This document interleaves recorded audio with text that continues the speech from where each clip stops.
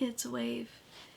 I actually made this video but an overhead for the Amazon Kids Plus app because I said I was gonna do it, and for some reason the audio didn't record, so now I'm gonna do it this way. So I'm gonna have the video on my phone over here. So let me show you what the Amazon Kids Plus app looks like. I got this as part of the, I'm gonna say this again redundantly, but the Amazon Kids Plus subscription. I got the Kindle Paperwhite Kids version, and for a full year you get it for free. So in the overview for this is what it looks like. On the top it says grown-ups, so you can actually access the adults page, but I never once did, so I don't know what it looks like. Considering that the kids Kindle Paperwhite was for me, no one uses this. So on the right side there is a download, so here's some books downloaded. So let me go to the comics. This is what it looks like. You can favorite it. You can also download it or remove it. Here's a description of it, and when you tap on the arrow pointing, it downloads it and it shows you the book. In this case it's actually a comic, so this is what it looks like. So here on the hamburger it goes to go to beginning, brings it back. So table content is very non-existent. You can favorite it. You can also have a bookmarks page, bookmark it, and then now with the bookmark icon, go back to bookmarks and it shows you the location. You can delete it as well, tap to undo, which I've never done before. Yeah, so you can definitely like scroll. So there's that for the comic. For the book, it's weird that it doesn't show me the, what's it called, the summary synopsis. So I noticed that some books and comics will show it, others won't. I find that very weird. So this is what it looks like. So for this, they give you the text size, table of contents. This is what it actually looks like. Bookmark and bookmark page there. Search, you can search things, though it's not really that great. So let me type in the selection, because that's actually a young adult novel that was in the app in the beginning of the year. So it's only showing me this stuff. So that means that the licensing that Amazon had expired and they did not renew it. So that's a bummer, but also that is to be expected, because now I'm learning that whenever you purchase a book, it's never actually yours, unless you buy it physical, of course, or you buy it from the author's website and they take off the DRM, which basically is the protection of copyright in distributing illegally. So that's Amazon. So the dog, you can switch to child profiles. The doggy was actually the default that I saw on the computer, because I was actually messing around inputting stuff and all that. So you can change it in the computer, but not here. So let me go back to the home page. So you can watch some stuff that they have, recent stuff. There's some games. Added for you, that's the stuff I actually manually put it in the computer to give it, what's it called? To allow the kid profile access to it. Because it's on the adult page, but to transfer it over. It would not do it on the Paperwhite itself. Some would, others wouldn't. So I had to manually do that on the computer. So it's all here. However, it let me go for, what was the one book? Okay, Quick and Easy. Yeah, this one. I actually purchased this one beginning of the year. So I actually am like, what, 55% in the way through it. So let me see. Yeah. So on the Kindle, it would show where I'm at, but on the app, it does not sync it. So that is something to be aware of. I find that pretty annoying. So, but it is what it is. The Prime books, this is a Prime book right here. You can put it in the child's profile, but in the beginning you can actually do it on the Kindle. Now you can only do it on the computer, which is weird. So for this, what's it called? Bookly thing next to the homepage. This is what it looks like. Discover is always changing, which is to be expected. Winter books, that would change for every season, summer, spring, fall. Comics, you got the comics here. Action adventure, sci-fi, fantasy, educational like the science and animals. So for the play button, I guess I call it, you can watch some shows. So let me go for here. So this is how it looks like for every single one, including the books as well. So oh wow, that's really big. This is what it looks like. So this is how it goes. Some things have series, some don't. Like Gomer's Gibbons. I actually started watching this on Prime before I even got the Kindle and all that. So you can see the season it has. So there's 2 seasons. So when you open it, this is what it looked like.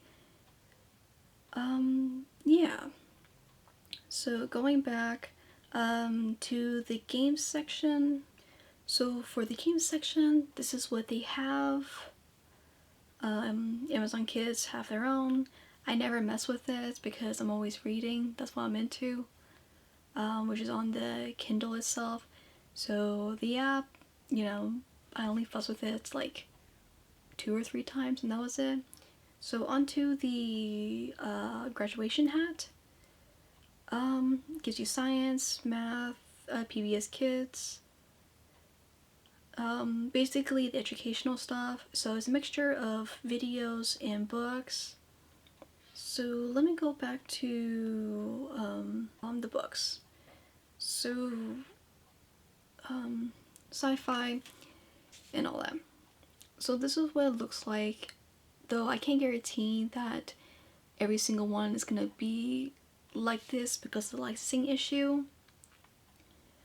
But you can pick from whatever, so you can download it and all that. However, I did notice that after months of not using it, it actually undownloaded the books I've had. And of course some have gone away, like the selection, which they don't have a feature for categorizing like YA, and this is very simplistic, which is a good thing, but however it's also a bad thing because it's too simplistic to where it makes it difficult to actually use it. So I never seen anything like this before, and actually didn't even know that Amazon Kids Plus had an app. I thought that getting the free year subscription was going to go onto the Kindle app or the Prime, and when it wasn't showing, I was very confused. So that's something to keep in mind, that if you are looking to get this for your kid, they will need a separate app. Now that you guys see an overview, this is my thoughts. So here are the pros. they keep it basically minimal design and all that. That way you're focused on, okay, if you want to go to the math section, you go to the math section. You want to read a book, you can read a book, and so on. They do have the parent lock if you want to go to the adult mode. So that's a good thing, but at the same time, I don't understand why would they have that in the first place. I just find that pretty weird. You know, they can play games on it, watch some PBS or anything else that they have. Prime, they have their Prime stuff on it that's age appropriate. I think that's about it for the pros. So on to the cons. They don't have a category set of like say YA, because the selection was a YA book, even though they market this as for pre-teen, elementary to like middle schoolers, but some middle schoolers actually do venture out reading into young adult books. So I wish they would just be more transparent about that. The search feature, instead of saying that the book is no longer there, it just shows you the other stuff, which has nothing to do with it. So I find that pretty odd. Sometimes it has like took so long to load. When I open the app, it'll take like forever. It doesn't save your spot. Because I was watching some Spanish kids thing just to get better at my Spanish, and it actually didn't save it. Like, it doesn't even show it anymore. There is no filter feature, so what you see is what you get. However, if you were to like exit out of it, like say the sci-fi and fantasy, from what I just showed you, then it would just go back to the beginning. And they have a lot of books, so that's very tedious just to like scroll. And if you lose your place or it crashes, you gotta start over. So that is annoying. If they had a feature for filtering of like say like authors or like category like subcategories, that way kids can actually narrow it down and all that to go for exactly what they want to read or look at, like for shows or even film, then that'll be easier. But it doesn't. In the beginning of the year it was actually good, but apparently it went through some updates because now it's starting to show its lag. And another thing is, the con is that you have to download another app.